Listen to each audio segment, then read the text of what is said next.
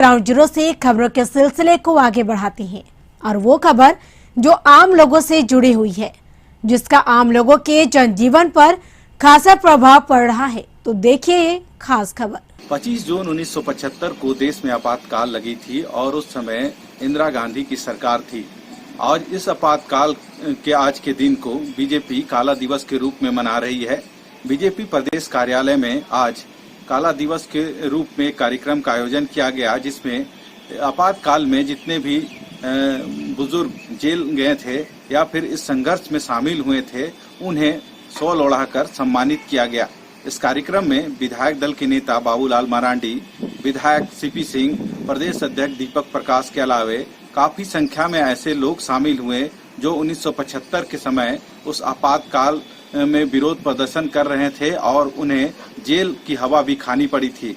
और इस आपातकाल की बात करें तो उस समय विधायक सीपी सिंह भी जेल गए थे और उस समय इनकी उम्र 20 वर्ष थी, जिन्होंने आज पूरी उन घटनाओं को लोगों से अवगत कराया कि कैसे उस समय आपातकाल लगी थी और कैसे उन्हें जेल भेजा गया था। विधायक सीपी सिंह की उम्र उस समय मात्र 20 साल की थी और उन्होंने 6 महीना का जेल इसके विरुद्ध काटा था। कहीं न कहीं पूरे प्रदेश में आज बीजेपी के द्वारा इस आपातकाल के दिन को काला दिवस के रूप में मनाया गया और इसे लोगों तक भी पहुंचाया गया कि आखिर उस आपातकाल के समय लोकतंत्र का हनन कैसे हुआ था। है पंडारक प्रखंड के कुंदी पंचायत के कुंदी गांव में कोरोना को लेकर सरकार जो है लगातार टीकाकरण अभियान चलाए हुए है, क्योंकि कोरोना पर नियंत्रण के लिए टीका ही एक मात्र सहारा है। लेकिन अभी भी कई गांवों और कस्बों में लोगों के बीच ये भ्रम है कि कोरोना का टीका लेने से लोग मर जाते हैं, लोगों को बीमारी हो जाती है। इन्हीं भ्रांतियों को लेकर लोग जो है अभी भी जागरूक नहीं हैं और टीका लेने से कतरा रहे हैं। लेकिन इसी कड़ी में आज कुंदी पंचायत के मुखिया मनोज राम और इसी पंचायत के जनसेवक मनोज कुमार के द्वारा लोगों को कई दिनों से लगातार जागरूक किया जा रहा था और उसी जागरूक का आज नतीजा है। इनके मेहनत रंग लाया और यहाँ 18 प्लस से और 45 प्लस के बहुत सारे युवा और युवतियाँ, महिला और पुरुष जो है वो टीका लेने के लिए यहाँ आए हुए हैं और लोगों के बीच जो भय भ्रांतियाँ था उनको इन दोनों लोगों ने काफ़ी हद तक प्रयास के बाद इसे दूर किया और दूर करने का ही नतीजा है कि आज इस पंचायत में यहाँ हम कहेंगे दिखाना कर चाहेंगे सहयोग से कि देखिए इतने सारे लोग जो हैं वो टीका लेने के लिए यहाँ पे आए हुए हैं और लोगों के बीच जो भ्रम था वो भी समाप्त हो गया, क्योंकि सरकार का एक ही उद्देश्य है कि टीकाकरण से ही कोरोना पर नियंत्रण पाया जा सकता है। तो हमारे साथ हैं इस पंचायत के जनसेवक, जरा उनसे जानते हैं कि किस तरह उन्होंने लोगों को जागरूक किया। मतलब बताया जाए कि किस तरह लोगों को हम लोगों ने प्रत्येक घर जा के लोगों को जागरूक किए कि टीकाकरण लेना अनिवार्य है और टीकाकरण से ही हम लोग बच सके। कुछ लोगों ने बोला कि टीकाकरण लेने से बीमारी हो, हम लोगों ने कहा कि ऐसा कोई बात नहीं है, आप टीकाकरण लीजिए और बढ़ चढ़ के सभी आदमी टीकाकरण ले ताकि कोरोना ऐसा महामारी से हम लोग बच सकें। हाँ, तो देखिए हमारे साथ जनसेवक जी थी, इन्होंने कहा कि हम लोगों ने घर घर जाकर लोगों को जागरूक किया, समझाया कि कोरोना का टीका लें और टीका ही जो है वो कोरोना पर नियंत्रण है। और हमारे साथ यहाँ इस पंचायत के मुखिया मनोज राम भी हैं, जरा उनसे भी हम जानते हैं। हम बताइए किस तरह लोगों को आपने जागरूक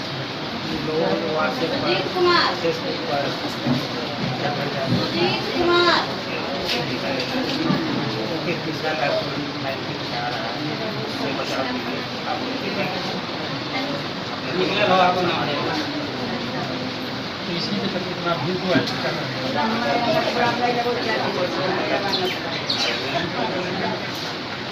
तो इन मुखिया का कहना है कि हम लोगों ने व्हाट्सएप के द्वारा, फेसबुक के द्वारा, ट्विटर के द्वारा और घर घर जाकर लोगों को जागरूक किया और इसी का परिणाम का ये प्रयास है कि आज लोग यहाँ जो है टीकाकरण के लिए आए हुए हैं और टीकाकरण को लेकर के यहाँ के लोगों में काफ़ी उत्साह दिख रहा है। लोग जो हैं यहाँ पे बैठे हुए हैं और अपनी बारी का इंतजार कर रहे हैं कि कब उनकी बारी आए और टीका लें और टीका से अपने आप को सुरक्षित रखें।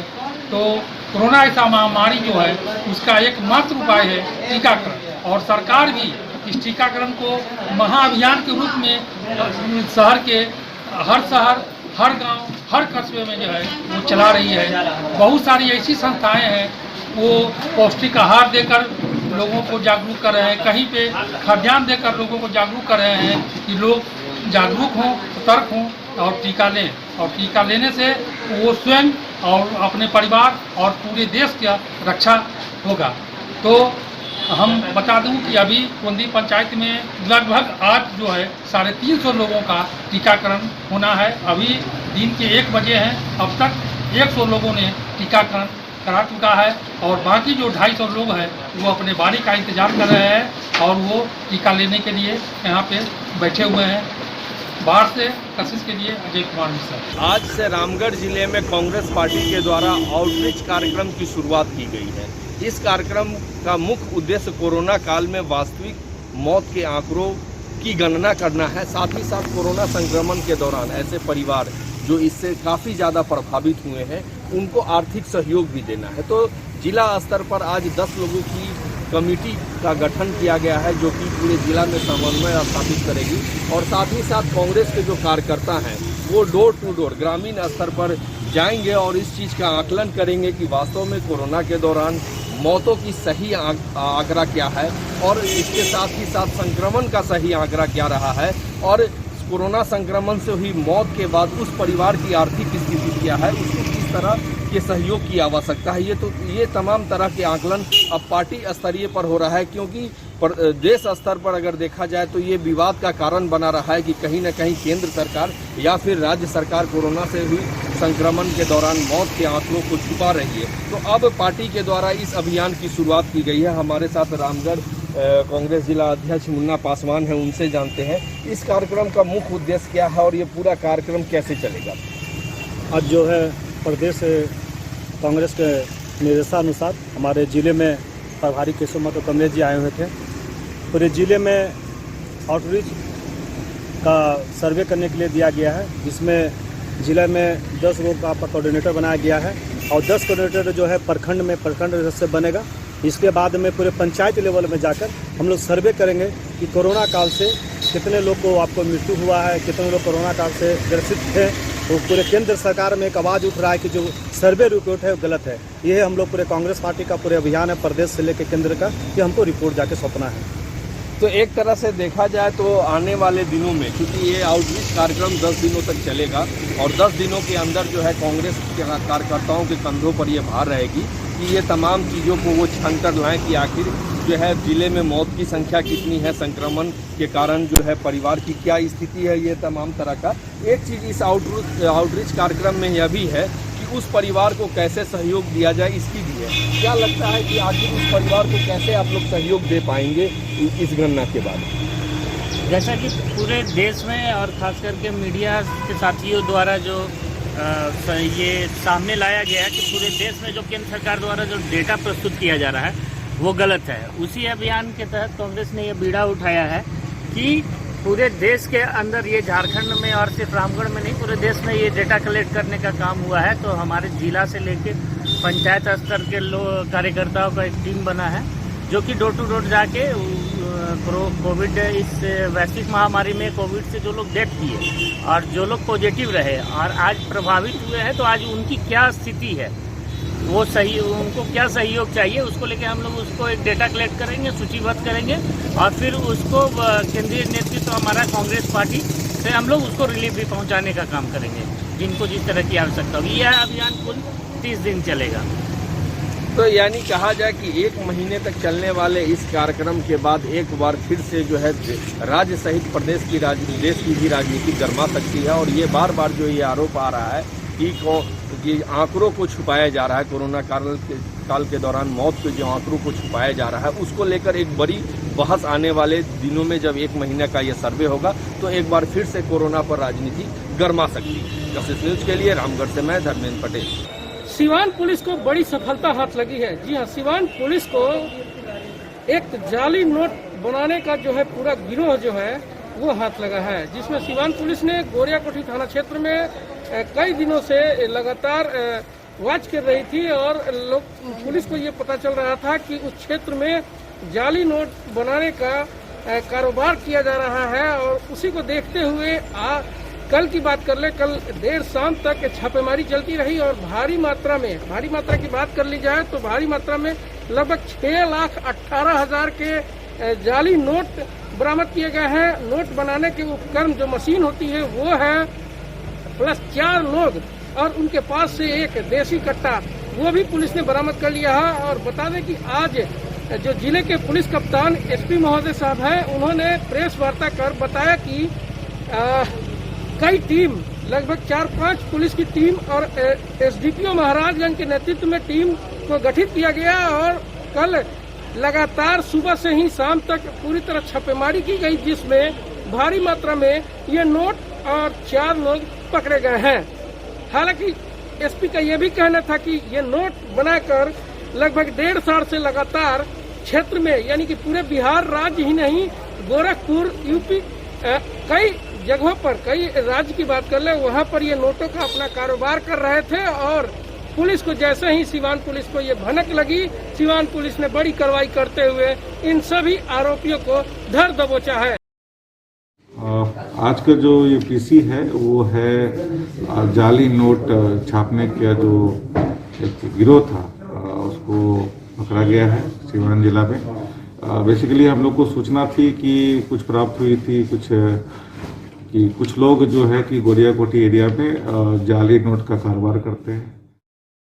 हालांकि इनसे हमारी बातचीत नहीं हुई है जो आरोपी हैं, लेकिन इनका जो पुलिस के द्वारा बयान दिया जा रहा है कि वो लगभग 1.5 साल से ये कर रहे हैं और पिछले लॉकडाउन में इनको कमाने के लिए कुछ नहीं था तो यही गलत ये धंधा शुरू कर दिए और लाखों रुपए ये कमाए हैं। और अभी जो पुलिस ने, ये सिवान पुलिस ने इनको गिरफ्तार की है तो एक बड़ी राहत मिली है। और सिवान पुलिस का यह भी कहना है कि लगातार इलाकों में हम छापेमारी कर रहे हैं, कई ठिकानों पर जा रहे हैं, कहीं जांच कर रहे हैं, ताकि और भी जो लोग होंगे वो पकड़े जाएंगे। अब देखने वाली बात यह होगी कि कब तक जो और भी लोग होंगे पुलिस इनको पकड़ पाती है, कब तक डिटेक्ट कर पाती है। कैमरामैन परोस कुमार के साथ निरंजन कुमार, कशिश न्यूज़, सिवान। बाघमारा में एक बार फिर अपराधियों का तांडव सर चढ़ के बोल रहा है।